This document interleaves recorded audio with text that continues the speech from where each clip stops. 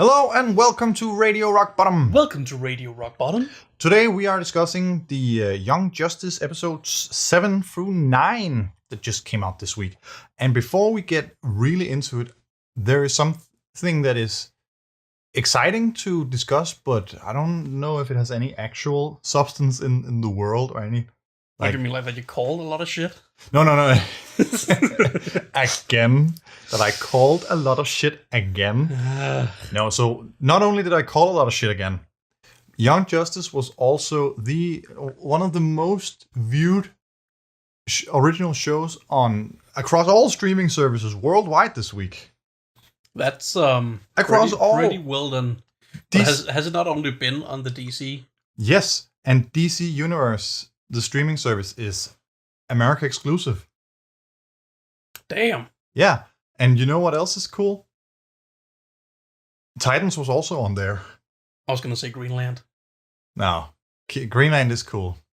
Greenland animated series was my favorite. Greenland Drunk Justice.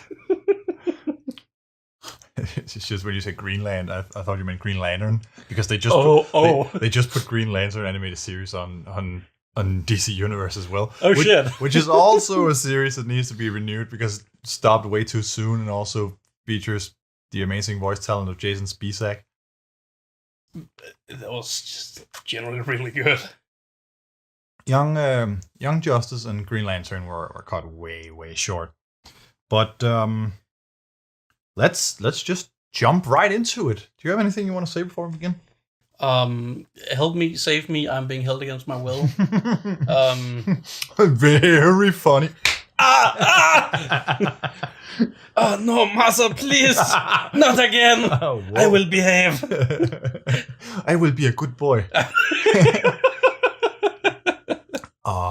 That's not making it in. I will never be free. No, so speaking of freedom, America. America. No, so the episodes today, we're getting real into the thick of it right now. So we're nearing like the mid-season point. So we're getting like the last of the setups now, it feels like. That feels really weird saying that though, considering we've only been watching this 3 times. Yeah, that's because they release in 3-episode chunks, and then the last one of this programming block is going to be 4 episodes, I think. Oh, yeah, and then they're gonna do, neat. And then we're gonna have to wait until June, and then they're gonna do the same thing. Right. Yeah. So this time around, episode 7 was called Evolution. Evolution. And the episode summary was it said that it would be dealing with humanity's first and greatest hero, as far as I recall. And boy, was that true, because we finally got some much needed exposition and knowledge about the great Vandal Savage. Dear old Vandal Savage. Vandal Savage is a really cool character, because you can barely even call him a villain at this point, because his plans are so far-sighted that I mean, just saying the end justifies the means doesn't really do justice. Not really. How far ahead he's planning. But I mean, if anyone's gonna play the long game, it's got to be the guy who lives forever, right? And that's some of the, he's just the focal point of a lot of my favorite stories. Like we talked briefly about Justice League Doom not too long ago. Yeah, that's the one where, at least in the animated version, where Vandal Savage co-opts Batman's contingency plans to take down the Justice League and ever so slightly tweaks them to basically take down the whole Justice League in an evening. Yeah, and the only like striking all at once. The only thing that, and they're so varied and creative, these plans. The only reason that they do not succeed is that, well, there was no contingency plan for Batman. Why would he have one for himself anyway? Oh, that's what he says in the end of that movie. Superman calls him on his hypocrisy and says, hey, dude, if you think... Douche dude. Hey, Douchebag. A big bag of dicks, man. You think you need contingency plans for all the rest of us. How can you be so arrogant to think that you wouldn't need one for yourself? And then Batman says, I have a contingency plan. It's called the Justice League. But that doesn't really count when you have plans to take everyone else down, does it? That is the one failing that movie has in my book. Yeah, still pretty good though. That movie was really interesting because it took like a lot of B-list villains and then put them under Vandal's guidance. And then I don't recall who was so who was that. So you had all of course you had one representing each of the heroes. Yeah. So you had Bane for Batman, for instance. Bane is an often underutilized villain because he's so dope, and his first appearance was basically outsmarting Batman, tearing him down and breaking his back. But a lot of the time he's just reduced to this roided out rage monster, which is a real shame because What do you mean? Bane's strength is really his brain and not his drugs. His brain drugs. Yeah, his brain drugs. So they had Bane for Batman. They had Metallo for Superman. Metallo is often also just a sort of an enforcer really villain. Cool though. Yeah. I love Metallo. He's so cool. And they had Mirror Master for Flash. The Mirror Master is not a nemesis type of deal often. He's more like a... He's cool, but Flash's villains work best together. Yeah. They're not that impressive on their own. No. At least a lot of them. A lot of them really just require Captain Cold or Reverse Flash to call the shots. And then what they did here was they took Vandal and made it work. And then I guess it doesn't really count for Wonder Woman because it's basically her main human villain, Cheetah. Right. And they had Maleficent for Martian Manhunter. We spoke briefly about Maleficent. That trap was great. Maleficent posed as an attractive lady and offered John a drink that he then took and then proceeded to sweat liquid magnesium and then set him on fire. God, that's... Oh...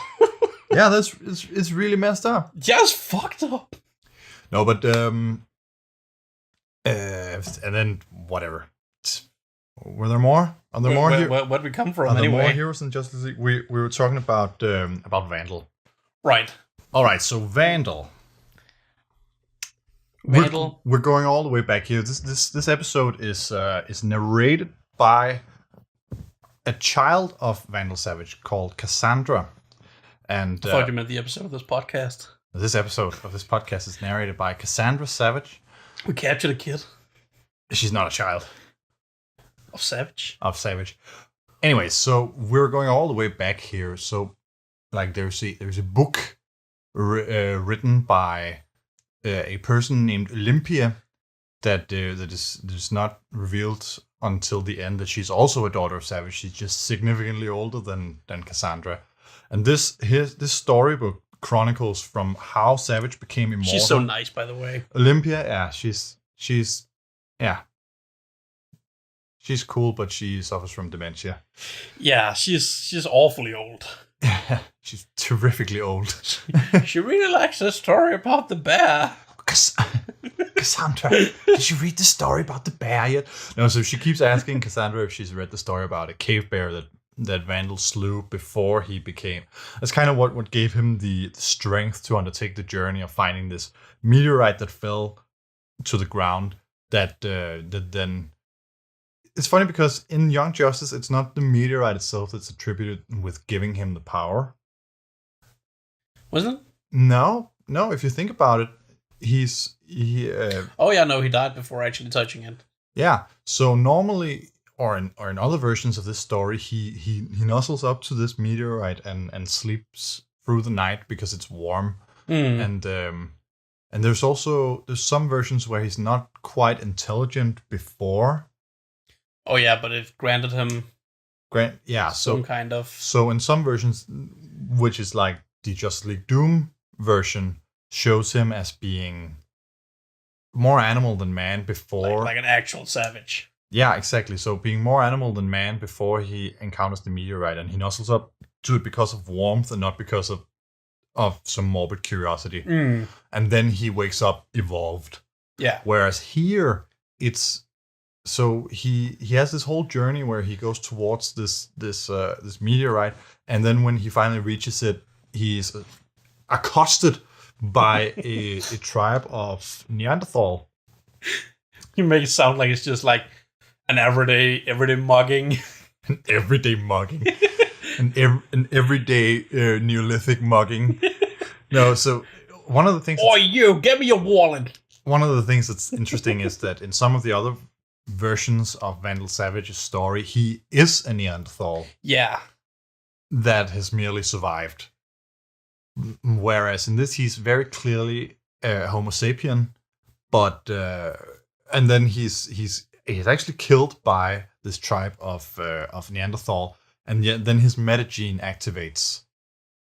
Yeah, before the meteorite. And that's consistent with what we know about the metagene from the rest of the Young Justice universe, wherein physical trauma, like near-death experiences, will activate a person's metagene. So Vandal is credited as, or Dick sort of credits Vandal with being the first metahuman. Dick tells the story of Neanderthal and Homo sapiens to Forager and Halo and Breon, but it's overlaid with the story about Vandal. So the images are Vandal while Dick is narrating this specific part where he's talking about the onset of the first metahuman. But that's obviously Vandal we're talking about. Yeah. And what's really, really interesting here is then it's all run of the mill with Vandal in that way that we've seen. Every story about Vandal is how he's had many names throughout history. All attributed to great, or not necessarily great in every sense, but so he's been very historical figures. He's been emperors of Rome. He's been Genghis Khan. He's been conquerors. He's been kings. He's been Gilgamesh. He's been Hercules. He's been exactly a lot of different things. So any major events in history has been there, and often mythical. Yeah. So definitely this thing about him influencing history for whatever gains he wishes. Yeah. And one of I actually saw I think it was his very first comic book appearance that was that I saw recently because of this episode. Where how far back does that go anyway? Pretty far. Like that's golden age of comic books. Oh shit. Yeah, it's pretty old. And there he's definitely also depicted as a pre-Homo sapien hominid style. Like he is way big and very different in features. Right, yeah. But he talks of being 1 million years old back then. And having designs and means that, like he's talking to the original Green Lantern, basically saying, "You can't touch me because I have resources that you cannot comprehend." Jesus. Yeah, so that's pretty cool. So we only see a little views here and there of who he was and what he's done throughout history, and one of them that was very significant was when he was king of Babylon. He was basically deified and known as Marduk, which is obviously a Babylonian deity. And he had a son named Nabu, who was wearing a golden helmet. Oh boy! That's new indeed. And unseen. And Vandal was also known for having, or he was depicted as having metahuman children throughout history as well. Yeah. So, and Nabu has been a really big part of Young Justice all throughout. We talked about him last week as well. Mm-hmm. Nabu has been a really big part, and it just seemed like he was part of some cosmic design or whatever. Turns out he's just an ancient metahuman, basically. Yeah, pretty much. Turns out Vandal couldn't keep things to himself. It's really interesting that Nabu comes from there. Mm. And another thing, Vandal is just pretty like interesting all by himself. Yes, because sometimes he's a hero, sometimes he is a conqueror, and you can do so much with him. Yeah, and and they didn't in Legends of Tomorrow season 1, where he was basically just. Let's not talk about the live shows. God, he was terrible. God, yeah. Just tie him completely into fucking Hawk people, the most convoluted of fucking characters in the DC universe. Discounting Donna Troy, of course. All right. Let's not go there. Let's not go there. He was awful. We share a name. We share a nationality. With the actor. He's an Oscar-nominated actor. He is an Oscar-winning actor. Like he was in an Oscar-winning movie. That's how good on him, I guess. How? God, that crossover was so bad as well. Anyways, another little glimpse we get into Vandal's previous exploits is when he was known as Genghis Khan. Yeah, that's probably immediately the major one. That is in the scope of humanity, that's huge because... Well, also, I mean, in the scope of the series so far. Exactly. I want to start at the scope of humanity, though, because Genghis Khan... Let's start small, you know. Genghis Khan, he was the leader of the largest land-based empire in human history. Yep. That's not nothing. All people in Asia and Eastern Europe can trace their ancestry back to him. That's Vandal Savage. To Vandal Savage. That's pretty cool. And at this point in time, he also had 2 metahuman sons that we didn't get names for them, but they looked quite formidable. This is also when go. No, okay. I was gonna say, considering him tracing so far back in history, it makes sense that like so many people have the metagene. That's actually interesting. So you're assuming that somehow it also all comes from him? Not necessarily all of it, but very large part of it. It would actually be interesting if we then attribute the metagene to the meteorite. Yeah, it's not impossible. Because then it would be widespread enough that Vandal as the single point of contact with the meteorite is the single.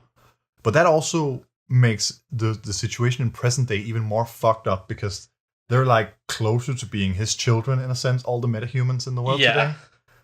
And those are the ones that he's selling to Darkseid.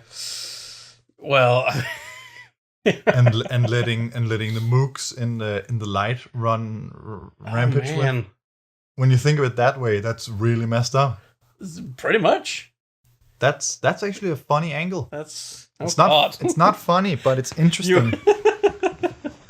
Okay, no. So the way this story specifically ties into the Young Justice universe is this is when Darkseid first invaded Earth. Yeah. And he did so with Desart and Graven, the Forgotten Son. And I only mention him because of something Calibac says later on. But so Desart mentions something about Earth being good or metahumans being good for the anti-life equation or whatever. Blah, blah, blah, blah. Something. That's all fine and good. The point was Darkseid was fighting Vandal and his children. And his meta-powered children. Yeah, he was very impressed with their formidability. Formidability.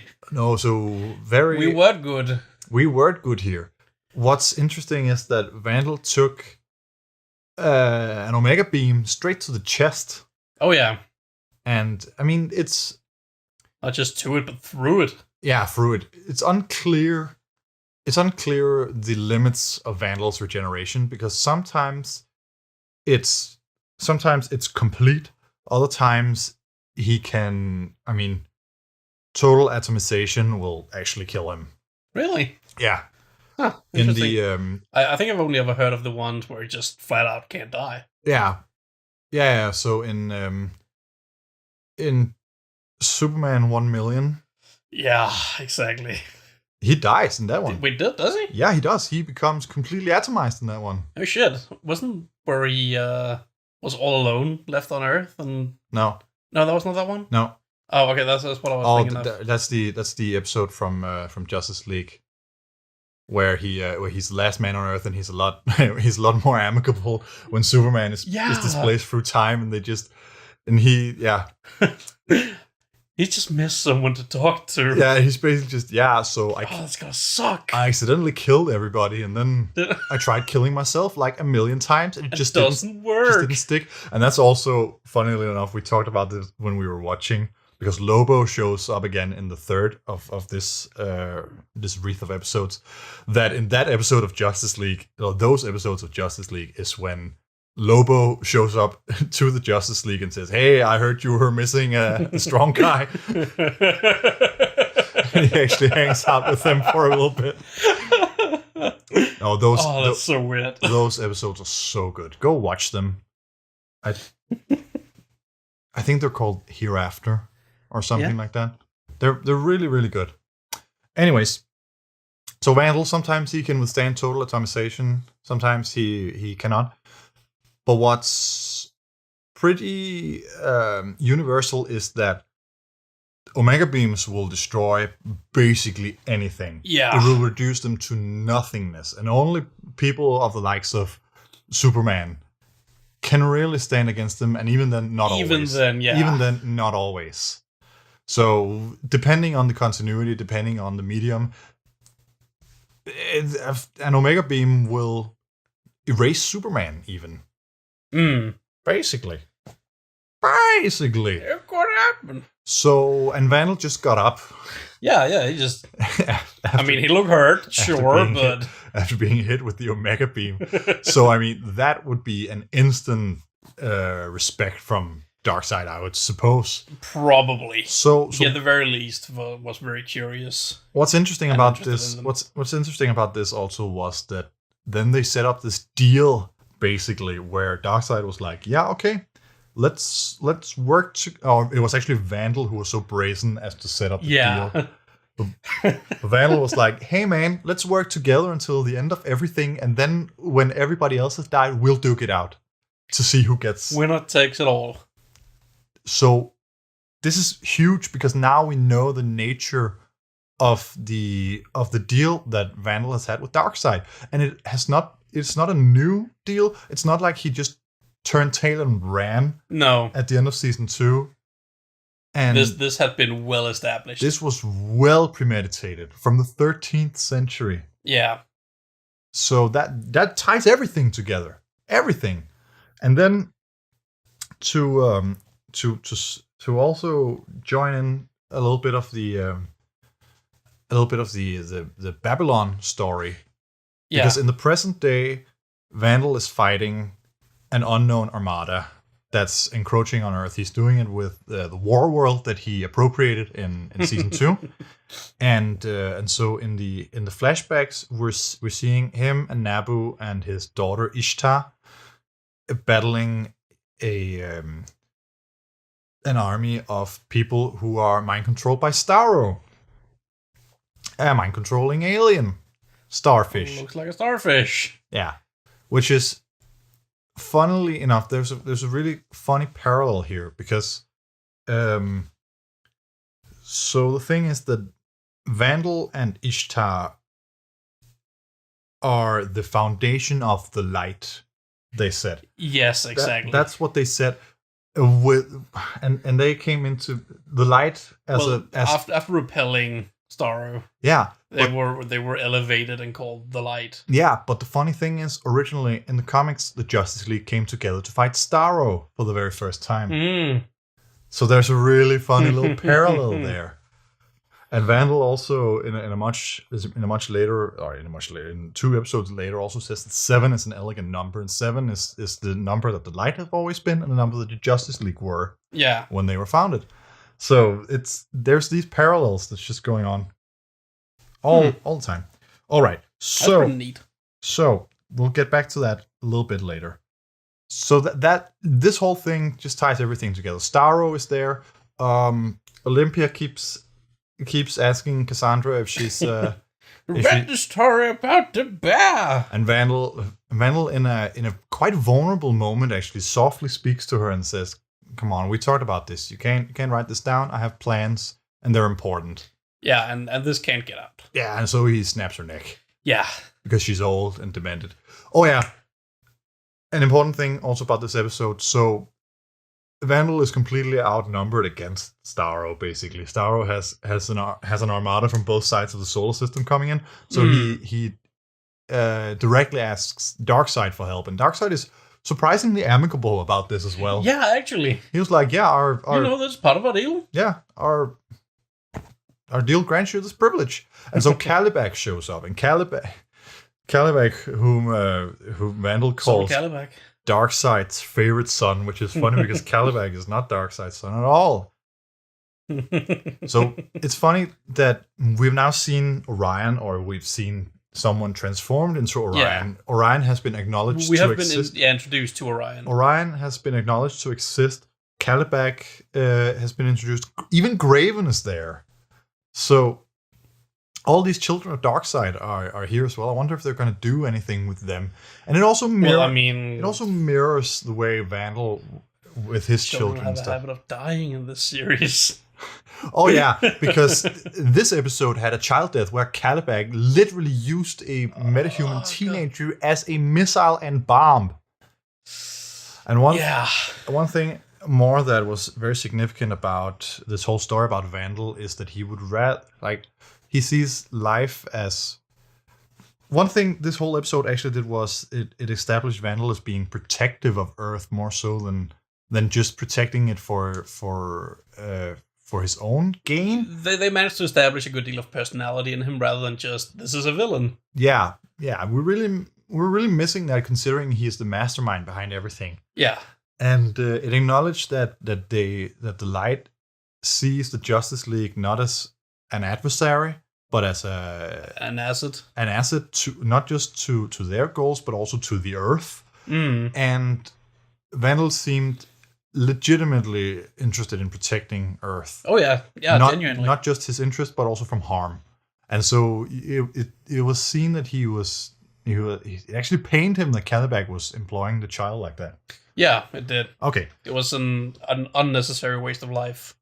One thing that's very interesting as well is that there was a little Twitter exchange this week where Greg Weisman and Brandon Vietti, the writers and showrunners, were they were incessantly complimenting each other on Twitter, and that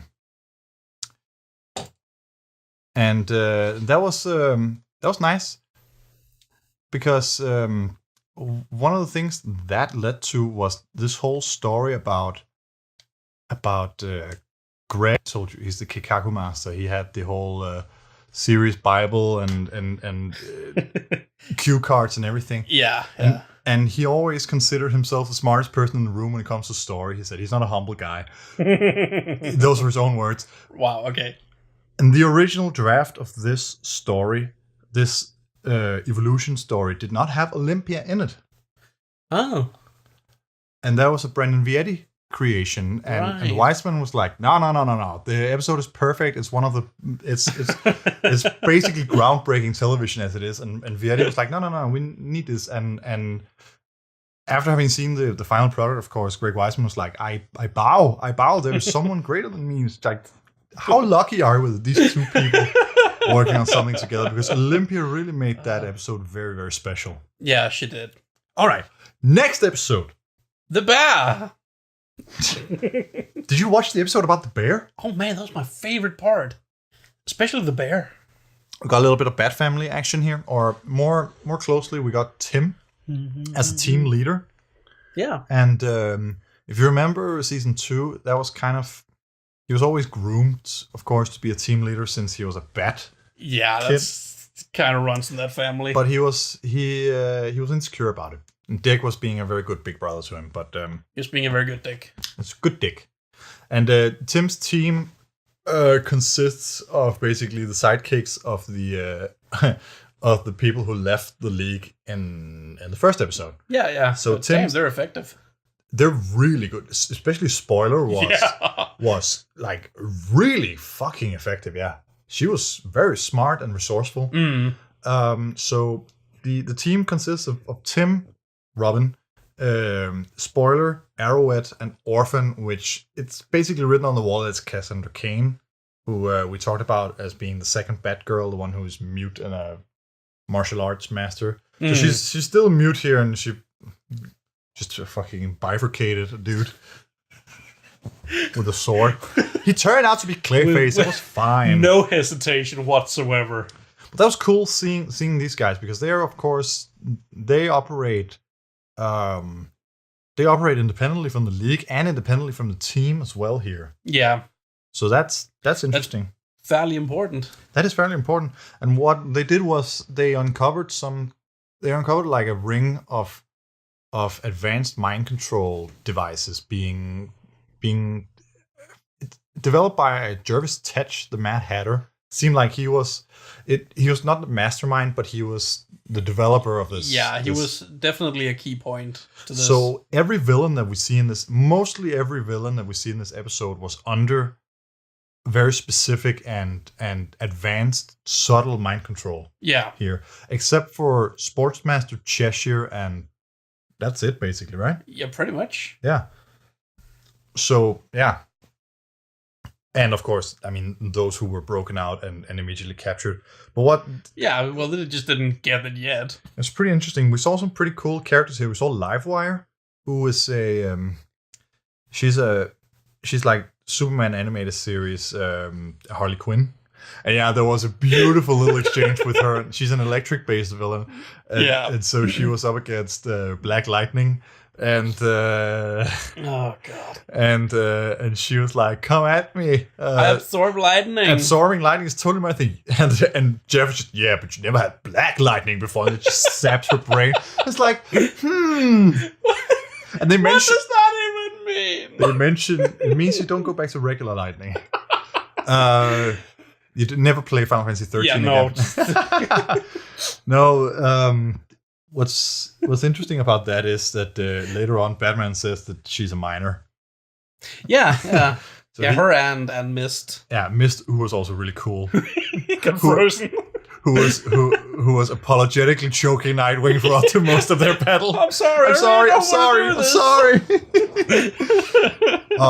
Yeah, but no. So Nightwing and his team got involved because Breon was getting impatient and that they weren't doing anything to track down Tara. He's being better and better about it. Definitely, but he's still being impatient. He was still impatient in the end. He was still impatient. So yes, they track down Cheshire, right? Who is Artemis' sister, and because of course Rachel Gould gave Artemis the hint last time around. Yeah. And yeah, so they track her down. She's working with these mind control people. Basically, unbeknownst to her, they were stealing a Reach device from Star Labs. That was said to be a metahuman failsafe. Yeah, that's Blue Beetle had translated to be a metahuman failsafe. I predict this device that they ship off to Dr. Stone in Star Labs is going to be what creates Cyborg. Cyborg was probably Victor Stone was mentioned in a radio broadcast earlier in the episode. Yeah, I mean he's bound to appear soon.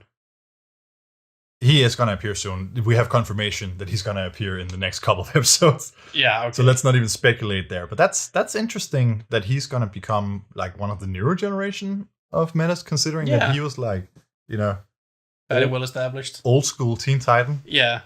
Yeah, but that's all fine and good. So,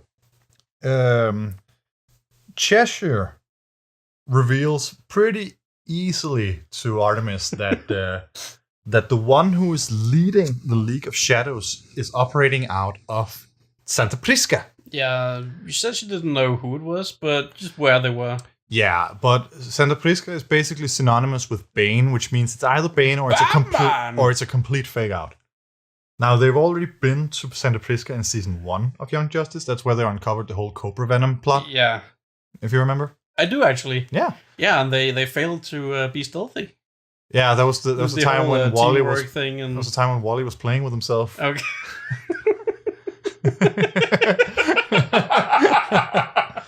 Black, yellow. Stop playing with yourself. That's Artemis. Always Artemis. Just also when Of course. oh yeah, we forgot to mention the first point on our note here is that Halo, Breon, and Forager had to select. They got costumes and had to select their hero names. Their code names. Their nom de guerre, their cryptonyms, as Dick was calling it very ceremoniously.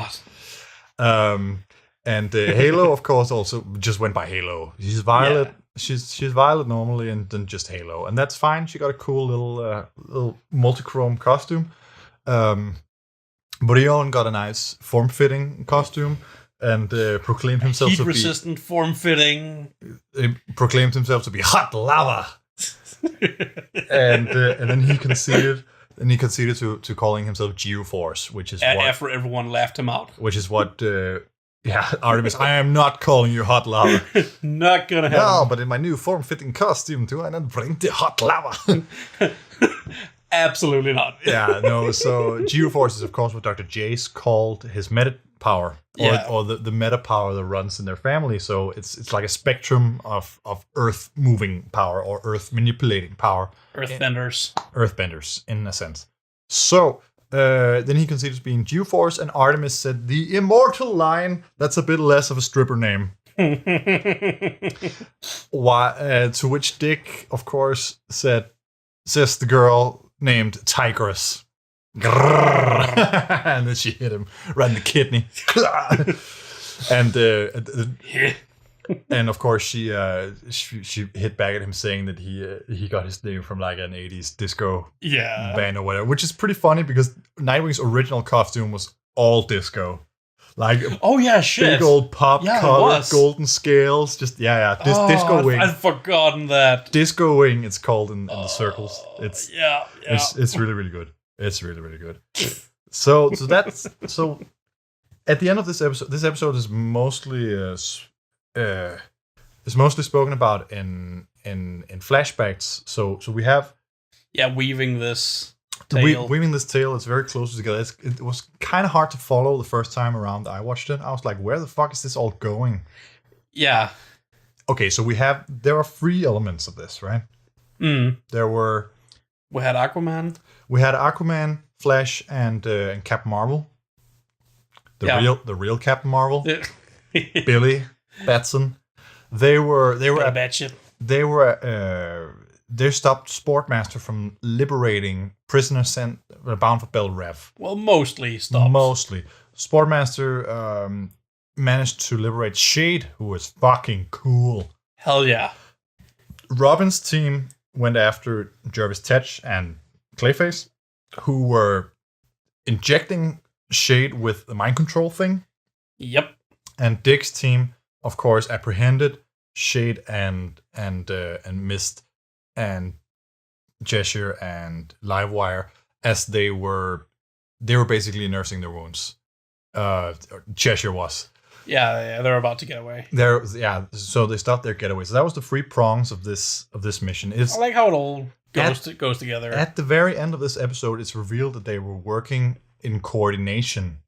So these 3 teams are coordinated, but they're not under the direction of the League, and they're working unbeknownst to the League. Yes, exactly. Aside from leaders, Aquaman and Wonder Woman, they are co-leaders. When Aquaman was on screen, it said that he was co-chair of the Justice League right now. So Aquaman and Wonder Woman are leading the League together right now. That's all fine and good. That makes the whole direction on Wonder Woman's part is fairly reluctant, though. Wonder Woman is not fond of creeping around in the shadows, and Tim and Batman are pretty nonchalant about the whole thing. Yeah. But also, Oracle, of course they are. Oracle is also a part of this. So so she's actually known to them? She's known to at least Miss Martian and the League. I don't know. It seems like he's still keeping them from the rest. So Miss Martian is directing the team, right? Dick is directing his outsiders. Bruce is directing his outsiders. Tim is directing his own outsiders. And then there's the League and they said they were. Oh yeah, and then the Offworld team. Oh yeah. The Offworld team who are waging war, or fighting Darkseid's war, basically. So Wonder Woman said they are directing 6 superhero teams now. That's one hell of a task. That's one hell of a task, but they're doing it specifically to fuck with the light. that's what yeah. they said they took it out of their book. They say that it was taken out of the Light's playbook, and Tim playfully said they were like the anti-light, and Wonder Woman was not having that because what's the opposite of light? And then they talked all about testifying and legal process and stuff, and it's things.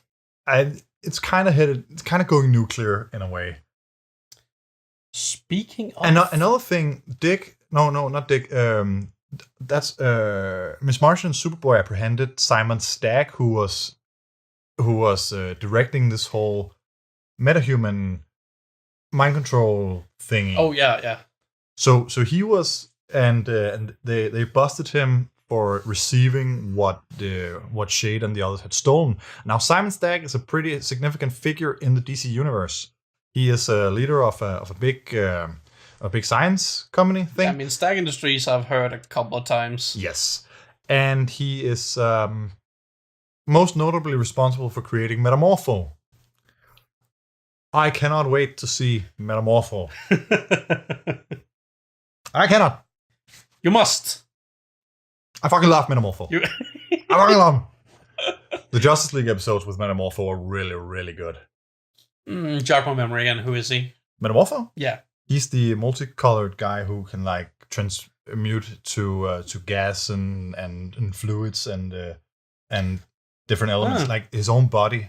Right. He can like shoot fire or turn to liquid or mud. That's or whatever. pretty neat. It's pretty neat, but he doesn't look very good. He has like a white face, and his body is colored in different sections and stuff. Yeah, and he straight up Frankenstein's monster. Yeah, basically. And in most incarnations, he is secretly betrothed to Stagg's daughter. Oh. So it's kind of a vengeance on Stagg's part. One thing is that he's being outed for some of the shady shit that he's doing, and another thing is that he's just looking for revenge against Mason. Right. His name is Metamorpho. So that's the thing that's going to happen. And then we have the whole Dr. Stone thing as well, because he was the one who's going to be taking care of this Reach device. Yeah. And that leads us into this next whole thing. The whole big thing? The whole big thing. I love the whole big thing. What's the next whole big thing? Lobo! Oh yeah, shit. Mr. Lobo. Holy shit, that's old. Yeah. So, unlike Lobo's latest victim. So we can't go 3 episodes without Halo horrifically dying. Nope. And so this can't be. God, this. It's just getting more and more graphic each time. It really is. But I mean, it's still hard to top the skull. Yeah, but this is still pretty horrific. This one was pretty horrific though. So Lobo is an intergalactic bounty hunter. He's a pretty tough dude. He's all-around cool guy. He's like a cosmic Deadpool. He really is. He's super strong. He regenerates and he has his own slang. And he's actually enjoyable. He's pretty funny, that's for sure. So he's sent to Earth to frag Forager. And of course, Forager is in the company of Halo, Brion, Nightwing, Artemis, and Superboy at the time, and Black Lightning. They're in the middle of training. Jeff is there as well. Yeah, and I mean, it doesn't take very long for the battle to reach the point where Halo is attempting to fly Forager out of this quarry that they're in, and Lobo takes his trusty grappling hook gun and just shoots her right through the fucking abdomen. And like we see it from her front, and like it's protruding and it's gory. Just blood everywhere. And then she's slammed into the ground and dragged with bloody skid marks across. And it's horrific. Meanwhile, in Central City at Iris West Allen's house, Bart is having his hands full, keeping tabs on his his little parents. No, not parents. His infant dad and aunt. Yeah. It's dad and aunt, yeah, and the tornado twins. And it's pretty funny how Iris, he calls Don dad constantly, and Iris like, don't call him dad. Oops, that's right, spoilers. Sorry, grandma. Sorry, grandma. Don't call me grandma. So apparently, apparently what's happening is that they have this sort of little league playdate. Yeah, it's kind of adorable. So all the parents and the children of the Justice League are gathered in Iris' house just to have a get together. Yeah. And the first one to arrive is Mira, fucking Mira, with little I think it was baby Arthur. It was or it was Arthur or something Atlantean. But I like how big of a deal they make out of it. Not a very big deal. Well, no, but I mean more so the guy watching them. Oh yeah, of course. It's really being built up. Okay, so across the street from this little get together is a cloaked figure with all sorts of surveillance equipment looking through binoculars into this. Speaking some kind of foreign language. Continually counting them up as they enter. Yeah. And everybody's coming. Like we have Mara and Archer coming. We have Raquel with Amistad, and even Karen is apparently pregnant. Yep. We have. You got a kid. You got a kid in there. And we had Will, of course, showing up with Leon. And Jeff's ex-wife Lynn is there. Yeah, shit. With Thunder and Lightning. I don't know their names, but they are very, very frightening. Yeah. and John, Red Tornado, shows up as well. Yeah. He apparently has a child. Apparently. But yeah, like, this is a pretty big get-together. And the last one to show up is Lois with little baby John Kent. And this is exciting because last time around we saw little baby Damien, and those two together is the best thing that's happened to comic books in the last many, many years. The Super Sons book was fantastic, and it was killed before its time by petty writers, and Greg Weisman apparently does not give a shit about what's going on in the main DC universe, so he's giving them to us anyway. So that's just beautiful. Thank you, Greg. Thank you, Greg. Grego-sama. Oh, Gregor. Grego-sama. So that's pretty neat. And also what's happening, I don't recall if it was this episode or in the last one, but G. Gordon Godfrey had a very special guest on his show this time around. And we forgot to mention Vandal Savage's voice actor. Oh yeah, shit, that's actually pretty huge. Yeah, he passed away in 2017. Yeah. Yeah, 2 years ago. January 17. Yeah, he passed away 2 years ago, and so the Vandal episode Evolution was credited to him. It was tributed to him, and I have to say the new voice actor does a bang up job. Yeah, it's pretty good. He captures the way Vandal used to be, specifically the Young Justice Vandal, and I think that's he was doing a good job. He honors the role, and just Miguel Ferrer, he was called. Yeah, he was a good dude. He's died to throat cancer. Yeah, tragic. It is. But he did an iconic Vandal, I'd say, and I'm definitely. Yeah, I'm glad to see the character carried on like that. Okay, so just because I was going into something about voice actors here, because G. Gordon used to be Tim Curry previously.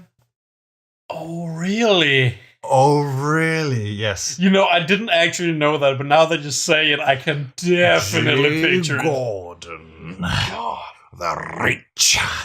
Yeah, I'm. New One's doing a good job, but I really liked Tim Curry. Was fantastic in the role. He was amazing. But the guy, but he just is in general, really. I think he's still good. I think it's mostly because he's written very well. He just has beautiful lines. Yeah. So the one who's voicing G. Gordon now is James Arnold Taylor, who voiced Obi-Wan Kenobi in the Clone Wars cartoon, and also Tidus in Final Fantasy X. Oh God, no! Why? No, If you clip this in. he's really great, and he's a really good dude, and he knows what big shoes he has to fill. He has his own podcast. It's definitely big shoes. He has his own podcast. I follow him on Twitter. He's a very, very nice dude. We should get him on one day. To I'm sure he'd be honored. be on Radio Rock Bottom. Yeah. No, so Congratulations, you've hit a new low. You should take it. all right. So G. Gordon has a very special guest, Gretchen Good. Gretchen Good, yeah. That's her name. She is the proprietor of Good World, which is the company that we have seen throughout the season as like a background influence. We saw Garfield Logan, who actually, funny thing about voice actors in Garfield Logan, he does not have the same Beast Boy. He does not have the same voice actor that he used to have in Young Justice. Really? Yeah. Now he has the voice actor that he had in Teen Titans. Green Titans. Teen Titans. Huh. Yeah. Interesting. That is interesting. That is a pretty funny little. So it's a swap, but it's going back to the roots. Yeah. So that's curious. Yeah, and now Cyborg is of course joining the show, but it's not Carrie Payton. Yeah. Carrie Payton is obviously already juggling two roles, being Black Lightning and Calder at the same time, which she's doing a bang up good job at. Oh yeah, definitely. They're so different and separate. Mm. So that was a bit of a tangent. But Gretchen, good. So we've seen Good World. We've seen Garfield advertising for this. It's a whole channel. It's a whole, like, they even have the Warner Brothers style logo and everything. Yeah, they're a whole big thing. And then you have the Good VR that we saw very heavily. In the previous 3 episodes. They're very. So the Good name is definitely like integrated into everything so far. Absolutely. And when you see her, you know instantly who she is. She instantly. And also Gordon is not a fan of hers. He says no. He says this whole VR thing is fucking with the youth and everything. But oh man, she's coupled up with Bruce for the MetaHuman Youth Centers. Yeah. One of the things that the League is doing is setting up MetaHuman Youth Centers to help people like Livewire and Mist, who are, of course, minors and therefore not charged and sent to Bell Rev. So they were being sent into these MetaHuman Youth Centers instead to rehabilitate them, which is pretty funny, pretty cool. Yeah. It's run by... Such a nice gesture. It's run by Eduardo Dorado Sr., Say that 10 times fast. Who is, of course, the father of Eduardo Dorado Jr., also known as El Dorado, who was one of the runaway kids that Arsenal... He was cool. Arsenal hung out with in season 2. And he was a teleporter. He's pretty cool, El Dorado. And Neutron, who was hanging out with them as well when they were training at Star Labs. Who Bart, of course, cured of his meta power because he was a walking nuclear bomb. Yeah, that was a whole big thing. He was responsible for a whole lot of ass in the future. Oh boy, I love ass. Yes, so Bruce Wayne is a part of this. Probably either he's a part of this for just the sheer altruism of it, or he's doing it to keep tabs on them, or he's completely unknowing. Well, yeah, well, it's Bruce. Well, he's just a dim-witted billionaire playboy. Yeah, like he couldn't. What does he know? He couldn't even run his own company. He has to have it, whatever. Now, if it was Batman, if Batman were here, instead of fucking Bruce, he would just adopt those kids himself. He just cannot see a loose child on the street. He has to have them. He has child acquisition syndrome. It's Please tell me that's a thing. No, I want it to be a thing. No, it comes from I just appropriated a term that we musicians have, especially guitarists, called gear acquisition syndrome. I thought you just frequently stole kids. I have a little bit of gas today. I could do with a new piece of gear. No, that's a very real thing, and I'm a victim. Please Oh, poor you. Call the hotline. Call the hot lava. 1-800-butt-pal. No, so that's interesting, and of course she's revealed to be Granny Goodness And part of the light. and part of the light. And Granny Goodness is an Apocalyptian agent. Not just that, she's one of Darkseid's elite. Yeah, she's one of Darkseid's top lieutenants. I would say she outranks the Zod. Yeah. Granny Goodness is not to be fucked with. No, not at all. So this just reinforces that I fucking called it. I fucking called it. You gotta stop. I gotta stop calling shit. Gotta stop. I don't have any calls for the next couple of episodes though, Thank fuck. but I definitely did call the VR goggles being tied to Apocalypse. Yes. All right. So, and another thing that I called, because we see the new constellation of the light at the end of the episode. Yep. And they consist of obviously Vandal, Queen Bee, Lex Luthor, Clarion, who is doing something on his own, Project Rutabaga, Yeah. whatever that entails, and then we have I'm sure we'll find out. and then we have Ultra Humanite, and the newest member of the Light. Well, more specifically, the moment they said they had a new enforcer, you just looked at me and smiled. Okay, so they have a new enforcer, which is Lady Shiva, Yeah. right? Specifically, that was Deathstroke's old role. Yeah. And so who is the newest member of the Light? Why, it's Mr. Slade Wilson himself. I fucking called it. So, we're still... Speaking of Shiva, though. Yeah, so at the end, when Lois arrives at the West Allen household with little baby John Kent, the cloaked man's plan comes to fruition. It's also important to mention that, yeah, I may have said this earlier, but every time someone shows up, we cut to him and he counts them up, and it's all very, very dramatic. Yeah, and he even opens a briefcase, like Pulp Fiction style, just glows golden on his face, and he'll say, "The League will finally pay Moha," and then he twirls his mustache. Yeah, and all that good stuff. Yeah, so what happens when the final member arrives? Well, he puts down whatever cloak he was wearing.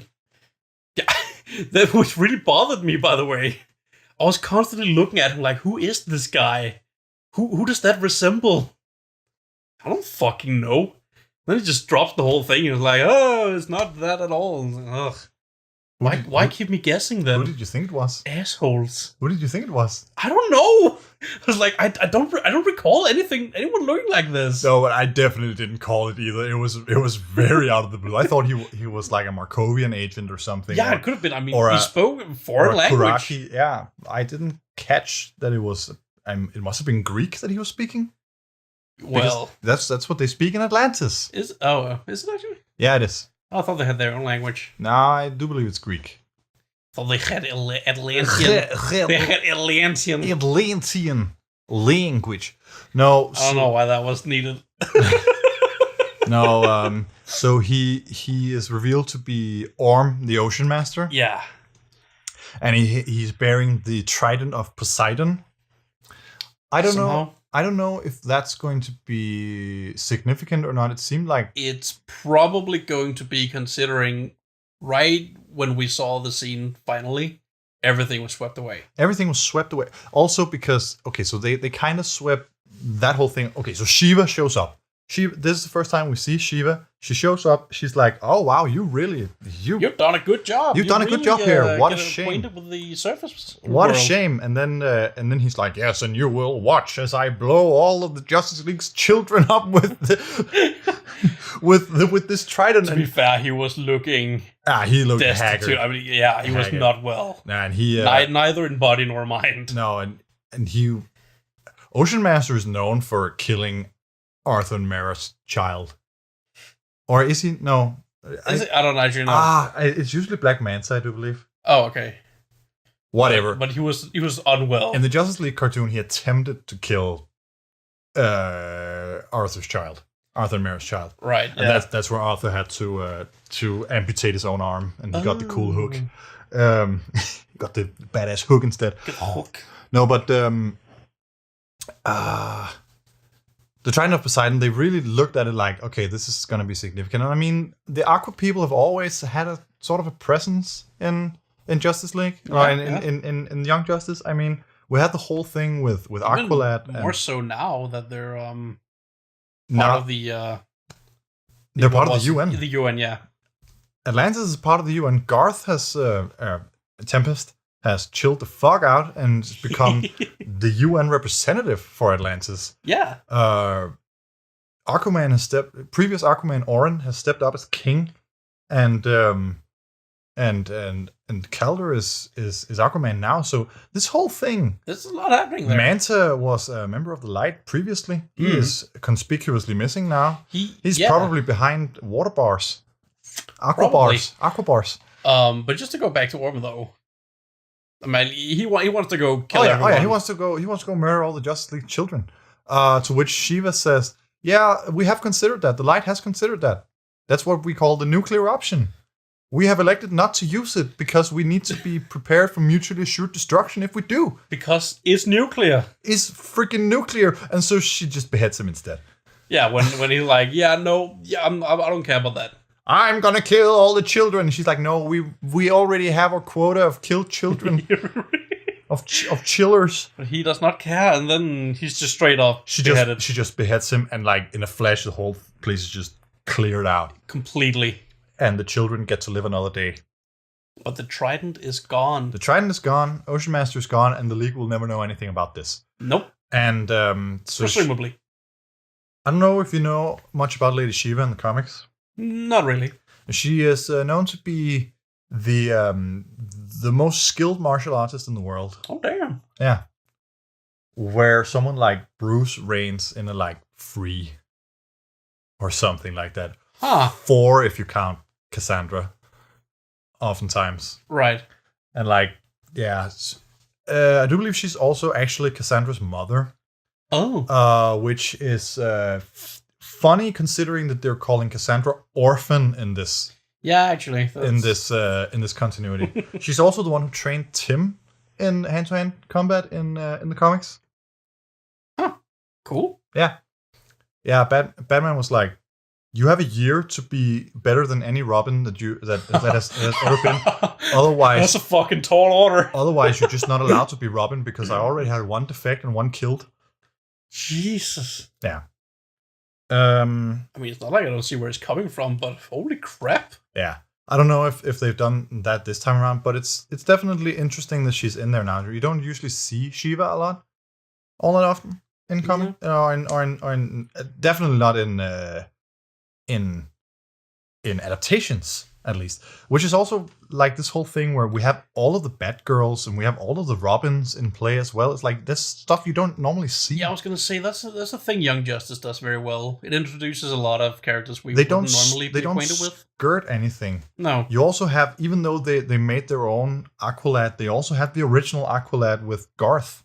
Yeah. Just as Tempest instead. You even have freaking Oracle. You have everything. It's comprehensive, and as was this podcast, and we have come to an end. We have run out of notes. We have run out of notes and time. So please do comment down below. Comment down below what you think is going to happen with the war against Darkseid, and what's going to happen with the Light. It's going to be a tough call, though. Do you think we're going to see the Trident of Poseidon again? Like ever? Like ever? Have you seen... Like maybe? Have you seen Ocean Man?